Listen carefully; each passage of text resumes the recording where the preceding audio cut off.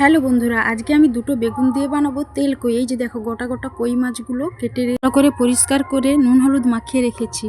চলো বেগুনগুলো কেটে নেই। ভালো করে দেখতেছি যে পোকা আছে, কিন্তু পোকা নেই। তারপর হঠাৎ করে একটা বেগুনেই কিন্তু পোকা। এই যে দেখো এই বেগুনটায় পোকা বাড়িয়েছে। আমি তোমাদেরকে ভালো করে দেখাতে গিয়ে আমার ছেলেও কিন্তু তোমাদেরকে বেগুন দেখাচ্ছে। দেখো আমি তো সামনে যখন আমার ছেলে বেগুন দেখায়।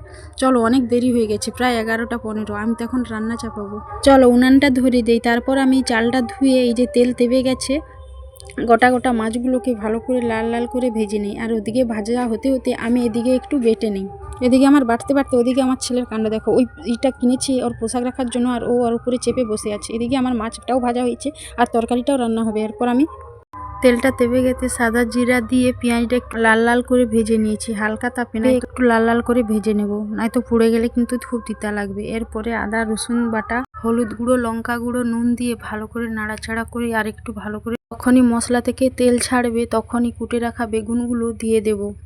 বেগুনগুলো দিয়ে ভালো করে মশলার সঙ্গে মিক্সড করে একটু ঢাকা দিয়ে ভালো করে ভেজে নেব। তারপর ভালো করে ভাজা হয়ে গেলে হালকা এই যে গরম করা জল আমি দিয়ে দেব। গরম করা জল দিয়ে দেওয়ার পর একটু ঢাকা দেওয়ার পর তারপর আমি মাছগুলো দিয়ে দেব। মাছগুলো দেওয়ার পর ভালো করে সিদ্ধ হয়ে গেলেই হয়ে গেল তেল কই। আর তারপর আমাদের ডাল হচ্ছে, ডালটা ছুঁকে নিলেই হয়ে যাবে আমাদের আজকের রান্নাবান্না। আজকের মতো টাটা, আবার পরে দেখা হবে।